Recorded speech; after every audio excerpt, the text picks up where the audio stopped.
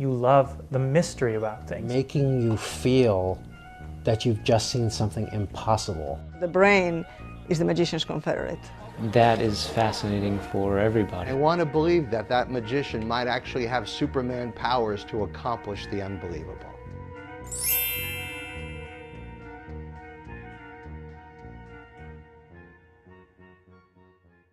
What if we took the surprise element out of the trick? What if we eliminated the lime? Here's well-known magician Joshua Jay with a version of the famous cup and balls trick.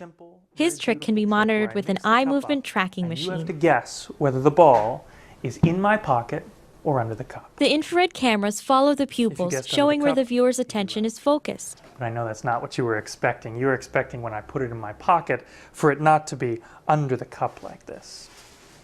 What you're expecting is that when that cup is shown empty and the ball is placed in my pocket, that it remains in my pocket, unless, of course, it's under the cup the whole time. And I know what you're thinking. You're thinking maybe I'm using more than one ball. If that's what you're thinking, you're exactly right. It's just that this one is a little bit bigger than you might have been expecting.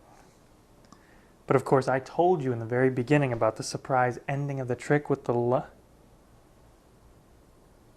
I guess that is the surprise ending.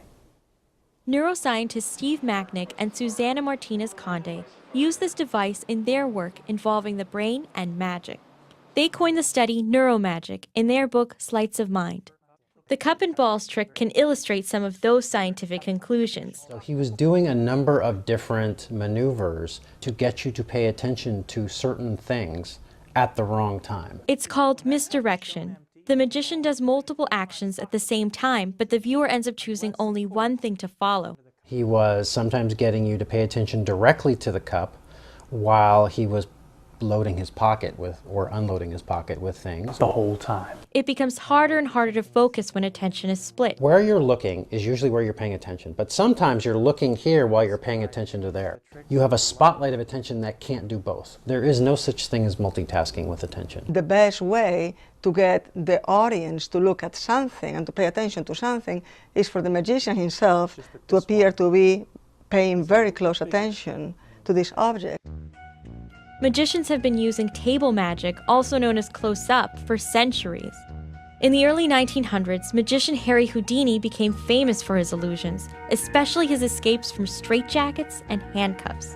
Houdini entertained and wowed people through the possibility of his life being at risk. Roger Dreyer is the CEO of Phantasma Magic, one of the largest producers of magic kits.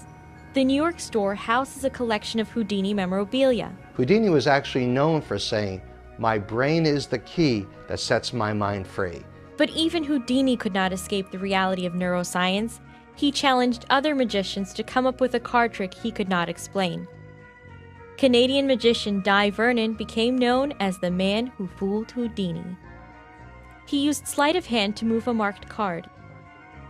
No matter where the card is placed in the deck, it always travels to the top.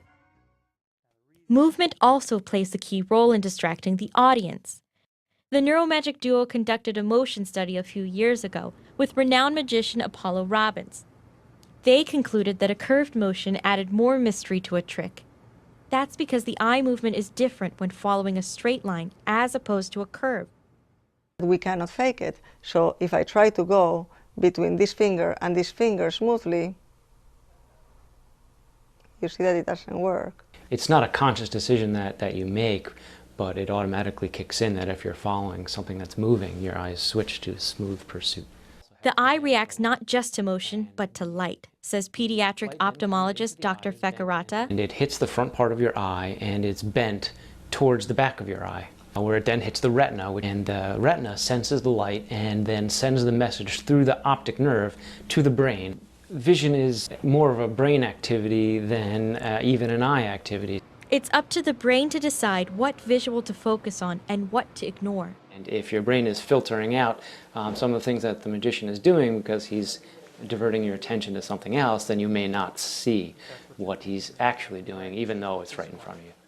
The green lime is in the shadow of that routine. It's in full view. You can watch it, but you're not watching it. It's in the shadow of your periphery. Once the magician manages to get the audience to pay attention at something, our brains are automatically going to suppress the rest. That's why the search for the missing red ball distracts the audience from the unexpected lemon. Sometimes I'll even kick it forward a little bit to add a little motion so that the eyes follow it as it rolls. 1, 2, 3. Anyone can learn to do magic tricks, At this point, right, but success depends closely, you'll see that your bill is actually fine. on the audience. Your bill is actually signed and It's like a game of chess between you and the audience, trying to stay one step ahead of their thought process. Sometimes the magician's props are cleverly devised in order to trick your brain to think that it's not what you think it is.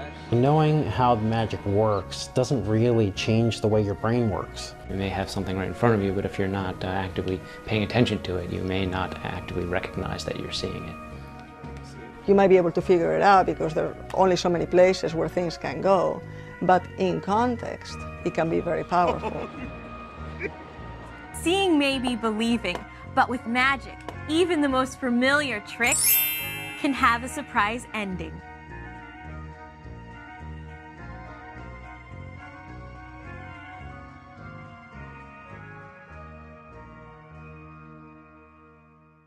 Be sure to follow Susana Martinez Conde and Steve Macknick on Scientific American's Illusion Chasers blog.